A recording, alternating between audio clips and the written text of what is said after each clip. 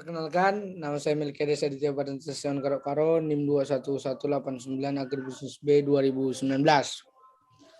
Di sini saya akan mewawancarai Bapak Heri Hernandez yang mempunyai sebuah kafe di Kumai, Pangkalan Bun, Kalimantan Tengah.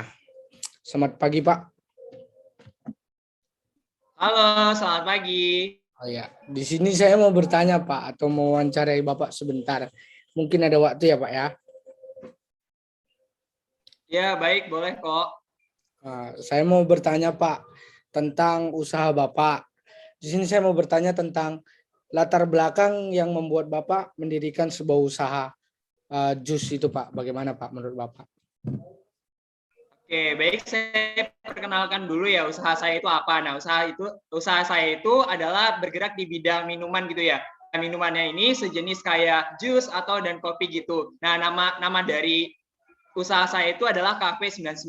Nah, di sini berbagai jus yang kita sediakan untuk para pengunjung kita dan kopi juga. Nah, latar belakangnya kenapa Cafe 99 ini didirikan? Karena kalau misalnya di daerah saya itu untuk kafenya sendiri itu masih sangat minim atau sedikit, sehingga di sini saya melihat peluang gitu. Oh, ternyata kalau buka kafe buat tempat-tempat teman-teman rekan-rekan di luar sana buat enjoy gitu ya. Jadi saya kepikiran untuk bikin kafe gitu. Nah, di kafe ini saya juga mengandalkan kayak tempat-tempatnya gitu ya, biar yang mana tuh para pengunjung itu enjoy gitu. Jadi latar belakangnya kayak gitu aja sih.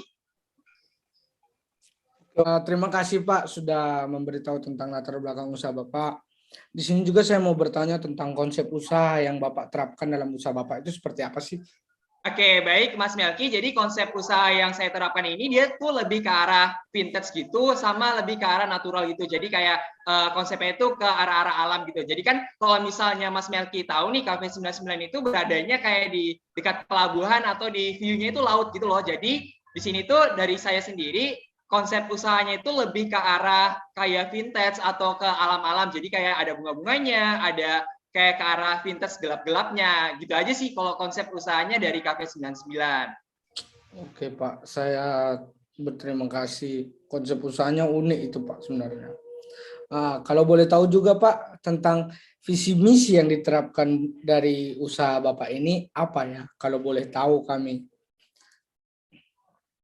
Oke, baik, kalau visi misinya ini saya sebutkan visinya dulu. Kalau visinya ini menjadi brand terbuka di daerah Pangkalan Bun gitu ya. Karena ini masih baru merintis gitu ya, baru kafe kecil-kecilan. Nah, terus misinya apa sih? Misinya itu memberikan pelayanan yang prima kepada pelanggan, mengutamakan yang mana kualitas produknya. Terus juga mengutamakan teamwork dalam bekerja karena di sini ada beberapa rekan dalam untuk mengurus Cafe 99 ini. Nah, tentunya meningkatkan kompetensi setiap karyawan dan selalu melakukan berinovasi dan memperluas jaringan. Itu aja sih dari visi dan misinya, Mas Melki. Bapak punya struktur organisasi nggak, Pak? Iya, punya tapi tidak detail gitu ya.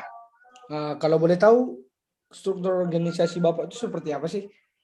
Oke, baik, struktur organisasinya itu ada owner, terus ada finance-nya, terus juga ada bagian kasir, ada karyawan yang pendukung, sama ada baristanya. Gitu aja sih Mas Melki untuk struktur organisasinya. Oh iya, Pak. Oke, terima kasih, Pak. Nah, di sini saya juga mau bertanya, Pak, tentang deskripsikan tentang produk usaha. Jadi mungkin karena Bapak kafe, jadi banyak bagian pertanian-pertanian atau buah-buah pertanian yang Bapak pakai. Mungkin Bapak bisa mencontohkan salah satu, mendeskripsikan salah satu produk pertanian yang Bapak pakai gitu. Minta tolong, Pak. Oke, baik. Di sini kan kalau di Cafe 99 ini kan salah satunya kita ada produk jus gitu ya. Nah, produk jus ini kalau di sini di Cafe 99 itu yang paling menjadi top laris gitu ya, yang paling diminati itu adalah buah alpukat. Jadi di sini buah alpukat itu dijadikan jus gitu. Nah, alpukat ini tuh banyak disenangi oleh masyarakat di daerah sini ataupun di daerah yang lain gitu. Jadi kayak kan kalau misalnya di tempat saya ini kan banyak pendatang gitu ya. Jadi pendatang itu juga suka buah alpukat. Jadi itu adalah top produk yang di Cafe 99 gitu sih. Iya, Pak, terima kasih. Untuk proses produksinya, Bapak bisa minta tolong saya jelaskan gitu.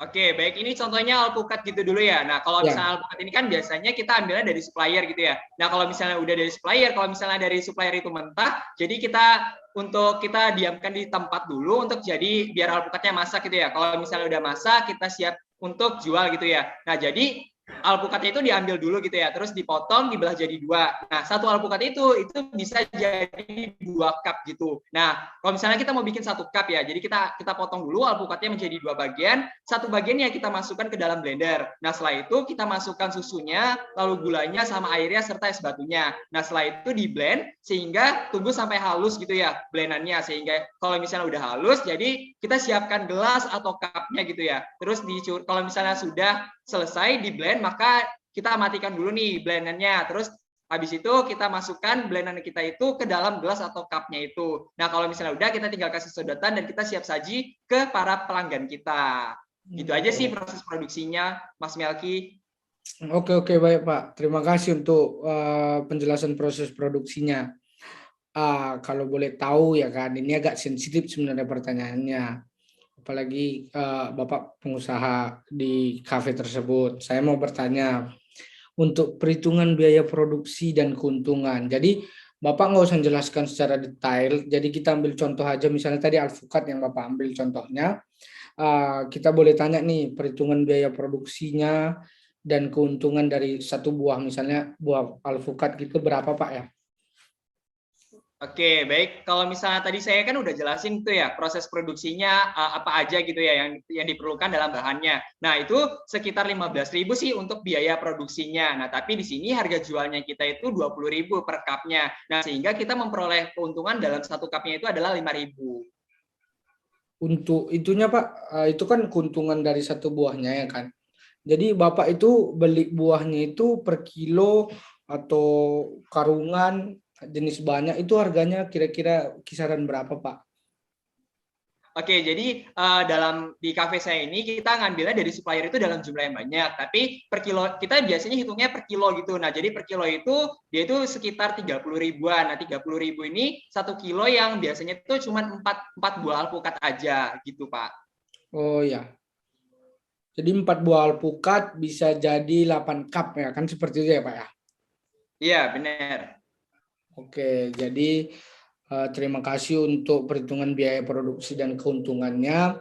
Di sini saya masih punya 3 pertanyaan lagi nih Pak. Mohon dibantu. Jadi Oke. yang ketiga, yang terakhir dari ketiga ini adalah eh, bagaimana Bapak melihat tingkat keberhasilan usaha Bapak itu? Bisa. Oke, baik. Tingkat keberhasilan dari usaha saya itu, saya lihatnya dari kualitas produk nih. Gimana sih?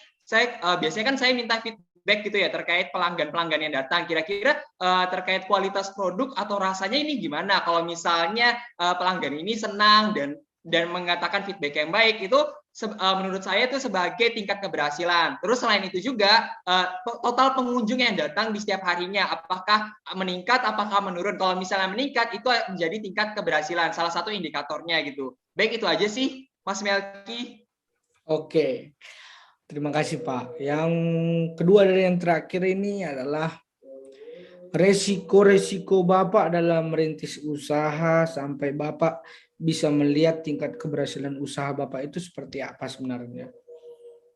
Oke, risiko usaha gitu ya. Kalau risiko usaha ini kan karena Cafe 99 ini juga udah berkembang, jadi untuk yang megang dan yang membuat jus ini kan adalah baristanya gitu ya. Jadi resikonya itu ketika barista ini tidak melakukan sesuai dengan visi misi atau tidak melakukan sesuai dengan prosedur kinerja, maka itu yang menjadi resiko untuk melayani pelanggan atau konsumen gitu ya. Jadi yang paling berat sih di barista gitu ya. Takutnya barista ini mungkin ada perasaan emosional yang kurang baik sehingga performa untuk melayani pelanggan itu juga kurang baik. Itu adalah salah satu resikonya. Terus ya resiko kedua ini karena ini masa pandemi, jadi total pengunjung itu mengurangi gitu ya. Jadi di sini juga berefek di Cafe 99 gitu. Oke Pak, terima kasih untuk yang terakhir ini sebenarnya karena memang pada saat pandemi ini mungkin saya juga tidak bisa ke sana, jadi kita sudah janjian nanti minta tolong jika ada karyawan Bapak yang bisa membantu saya dalam dokumentasi kewirausahaan yang Bapak kerjakan. Terima kasih sebelumnya Pak. Saya Melki Arisa Aditya Padantasan Karo-Karo, NIM 21189, Agribisnis B 2019, undur diri Pak. Terima kasih. Terima kasih Mas Melki.